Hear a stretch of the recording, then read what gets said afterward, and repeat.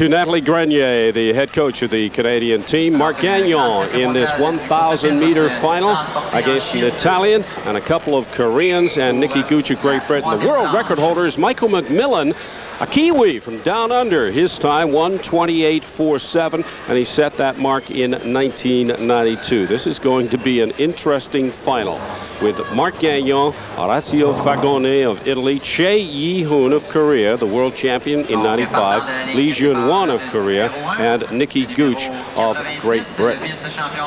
9 laps, the men's 1,000-meter final. There is Chae, a silver in Lillehammer in the 1,000, and he is the world record holder in the 3,000. So, Kathy, we know that he likes to skate distances. Well, he sure does, and all of the Koreans are very strong in the longer distances. They are so fit.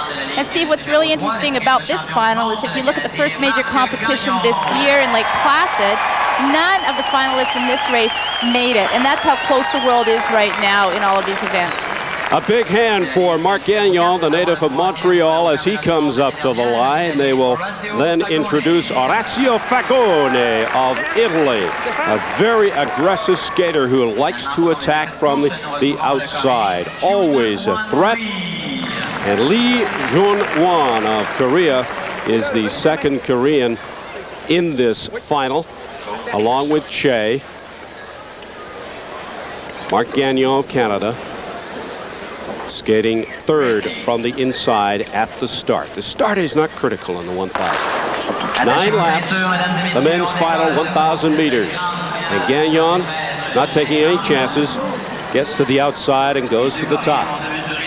Well, it's going to be interesting to see what he does throughout the race. This is a safe position for him now. He will not do this for the entire race. You mentioned the 1,000 meters not being a sprint. A lot of viewers might be familiar with long track skating. In long track skating, the 1,000 meters is an all-out sprint nowadays. So short track is very different when it comes to the strategy and way they skate the distances. That is Fagone of Italy on top. Chae now takes the lead. Gagnon tucked in third, and now Gagnon with a little bit of a challenge from the inside to take the lead. Doesn't seem to want the Korean to lead, which is interesting. We just saw a hand out in front of the camera. That's the Korean coach telling his skaters what he wants them to do, and boy, do they respond. Chae is on top. Gagnon is in second. Fagone of Italy is in third. Nikki Gooch is in fourth. And the second Korean in the field is sitting in last place.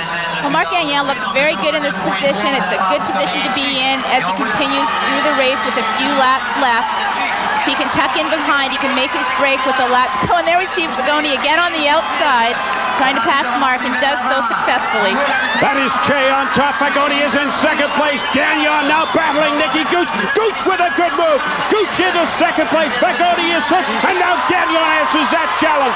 Gagnon still in this one for the goal. But it's Chae on top as the Italian goes down. And at the line, it is Chae, Nikki Gooch, Gagnon, and Lee Jun-won. It is the Italian Orazio Fagone of Italy who went down in this one. But Chae Yi-hoon of Korea wins the men's 1,000-meter final.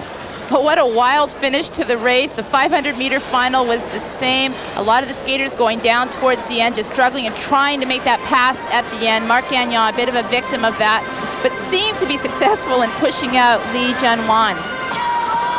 And we saw Nikki Gooch give Marc a little bit of a push as well.